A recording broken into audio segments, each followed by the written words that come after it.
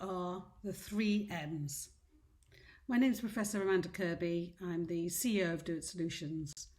I've worked in the field of neurodiversity for the last 25 years plus and written a book most recently on neurodiversity at work. I also have tools training consultancy with Do It Solutions as well, and I'm Emeritus Professor at the University of South Wales and Cardiff University. So today I'm going to just talk to you about the 3Ms: missing, missed and misunderstood.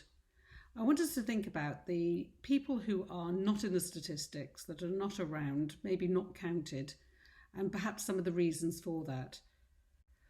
And I want to start off first of all thinking about the quadrants. What we know, what we don't know, we know, what we know we don't know, and what we don't know, we know. And I want to focus really on that last one, what we don't know, we know. And what I mean by that, there are people in society that are not in the neat statistics of being unemployed, that are graduates, they're unemployed, they may be been in work, out of work, but are not claiming and are not on the statistics at all. And I want to talk a little bit about who they may be. Now, the reason why people might not be on the statistics is because they're coming through different doors and they've had different experiences. And they may not even know how to access and use the system sometimes. When I'm talking about neurodiversity, I'm really thinking about people with a range of neurodivergent traits and conditions. Some people who will have a diagnosis, but many people won't have a formal diagnosis of any conditions, including dyslexia, dyspraxia, ADHD, autism, dyscalculia, Tourette syndrome, and many more. The reality is if you have the wrong colour balls in your cognitive bucket that people aren't aware of or don't know, so you don't know what you don't know. So if you don't know anything about developmental language disorder, then you might not get a diagnosis or know where to go or have access to support.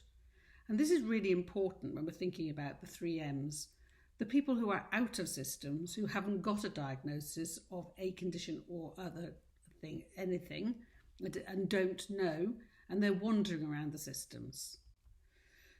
Most of you will have heard of adverse childhood events. And what's really important is when we have a combination of neurodiversity plus adversity. And it's this combination group that often get missed out and fall out of systems altogether. And there's increasing evidence for that. So what's important is where are they going and how are they being identified? And if they are being identified, what are they being identified as?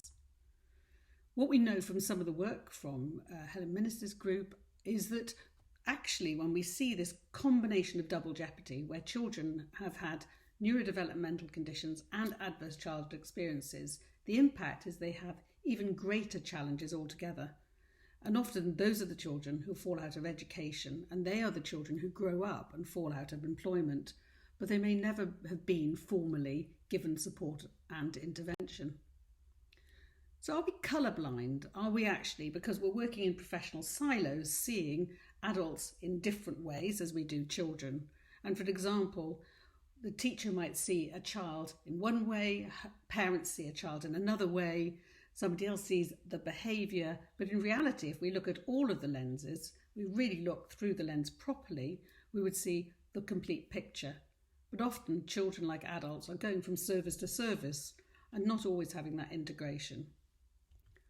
So who's sitting at home, maybe wanting to work, but not knowing how to really access the system and know what to do next? So let me just talk about the 3Ms. Missing, missed and misunderstood. So as we've talked about a little bit about intergenerational adversity, and I'm going to tell you a little bit more about that in a second, but intergenerational refers to things that pass between generations. That makes sense. And intergenerational adversity is adversity that continues from one person to their children and grandchildren. And I think this is really important when we're thinking about people out of employment and how we can support them. This is a busy slide, but the point is that you can't flourish if you've got challenges that you're being born with. It's harder for you to flourish. And if you're in a family where there are challenges as well, that has an impact on your development and also ultimately your education and employment outcomes.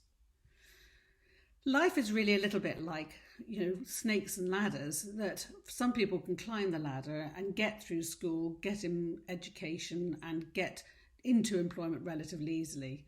Other people have adversity in their lives, and this can have a big impact. So this is a study back in 2017 from the social mobility, the class pay gap and intergenerational worklessness. And I thought this is really important because we need to recognise that there are socioeconomic barriers. One of the things from this report shows the class barriers to professions. So the black bars are professions. So if this is your parents, amber is intermediate, and the grey one is working class. And what you can see is if you come from a professional family, you're more likely to be in professions. And if you're not from a professional family, you're less likely to go into certain professions. I think we need to recognise this because sometimes we don't know what we don't know and we don't even think about this. So from low-income families, some children are misunderstood. Parents may not know how or who to ask or how to support their child with education, work or preparing for the workplace. Sometimes we assume that somebody will check a CV or help with an application or look for jobs because that's what we do with our children, but that may certainly not be the case. Parents might know how to navigate a complex system.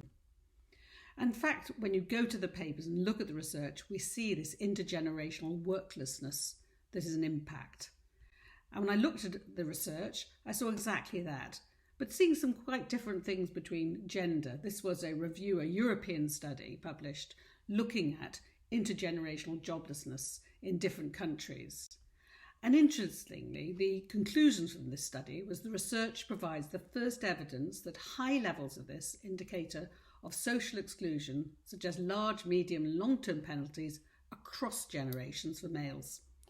So, unemployed parents lead to greater risk of unemployed children. And there are significant similarities across countries. For females, it's not quite as clear, but there are suggestive patterns of stronger associations in terms of adult joblessness, poverty, education and child household joblessness. And that's certainly the case for our country in the UK.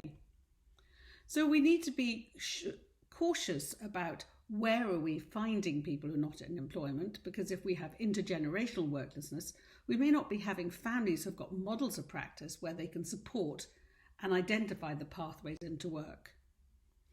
Low-income families, we also know that the children in those families don't always get the support they need for their neurodiversity as well, and often are more likely to have been labelled as emotional and behavioural disordered, EBD, SEBD, SEMH. We keep changing the terminology. The point is they get identified as being behaviour, not necessarily recognise that they might have ADHD, for instance, or developmental language disorder. Misdiagnosed are children moving around the system, the care system. So if you're moving from place to place, you don't have the consistent education, and that might limit your ability to then move into higher education and into the workplace. More school moves we see, and harder to make and maintain friendships. So that stability that allows you to have that network to look for jobs. And you may well have gaps in learning and also prior health needs. We also see much higher rates of neurodivergent traits and conditions in children in care, but many of those children, again, haven't been diagnosed because they're moving around the system. Also, excluded learners. In England, exclusion rates are markedly higher among disadvantaged children, so you're starting to see this cumulative adversity. And children who are excluded are less likely to get a diagnosis, and they're less likely to achieve educational outcomes. And children in alternative provision are much more likely to have that SEBD, wrong title really, even though 1 in 2 have recognised mental health needs and many are neurodivergent. And the studies support this. This is the Avon longitudinal study looking at the level of neurodivergent traits amongst children who've been excluded from school. And we see neurodiversity rates much higher in this group. So we've got a combination. So where we have 1 + 1 = 3. So if we have looked after children or children in care plus being excluded, then looked after children are 5 times more likely to have a fixed period of exclusion and nearly 1.5 times more likely than children in need. And when we look at the statistics, we see kids who have gone that route get a diagnosis of emotional behavioural challenges and children who are not excluded from school and are not looked after get a diagnosis more likely to have autism. So you can see there are social biases there. And the last group that are often missed are those who are identified later, are sometimes people who are really very talented, gifted and talented, and in school they haven't had their needs identified. They go into education, they haven't got their support needs for going into the workplace. And I see a number of people who've got degrees and master's degrees and are sitting at home, and they will not be counted in the data, but they could be active in the workplace. So we need to have neuro-inclusive processes to allow them to be there. The other group is missed are female, so they're less likely to be recognised as neurodivergent, and so maybe they haven't had their support needs, and that might be a difficulty when they're trying to have gain employment as well. Girls are likely to be ADHD and more likely to be dreamy or inattentive, but they're more likely to have been identified with mental health challenges rather than having a diagnosis of ADHD. And women with autism or autistic women are more likely to be camouflaging or masking their social difficulties and presenting in other services so they haven't had their needs met. So what are we seeing? Well, in the reality is that some people see one thing, you don't know what you don't know, as another thing. Autism as a language difficulty, or language difficulty as autism, autism as a psychiatric condition, or ADHD as anxiety depression. So people go in the wrong routes and don't get their overall needs met. This is a recent study by Powell and colleagues showing that where females go with ADHD, they're far more likely to go to their GP, get diagnosed with depression, given one antidepressant, another antidepressant, not working, but they haven't, and those individuals, when they were screened, had high rates of ADHD. So again, the door you go through depends on the diagnosis you get. And this is really important, that we are looking at people and not people in silos. So why is this all happening? Why are we seeing those 3 M's? Well, our systems are a little bit complicated, and they're not always accessible, and they're not always inclusive. And they don't recognise this combination of neurodiversity and adversity. So there are people who are going to be sitting at home and they want to work, but they don't know the pathway into it.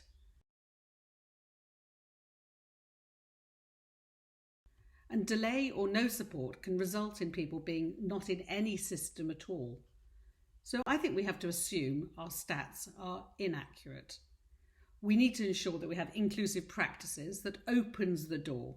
We need to check that the systems we have to get people into our systems are accessible, and have an anticipatory manner that we're recognising that 20% of the population, and certainly unemployed population, maybe significantly higher, are going to be neurodiverse, but they're not coming with a label, they're not coming with a diagnosis, and they may have had adversity on top of that, which needs to be recognised.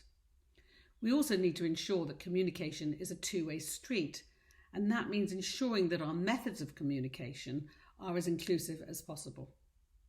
I hope this has been helpful to think about the reasons why we might be missing people who are not in our systems, but actually there's a lot we can positively do to include them and ensure they get the help and support they require. Thank you very much.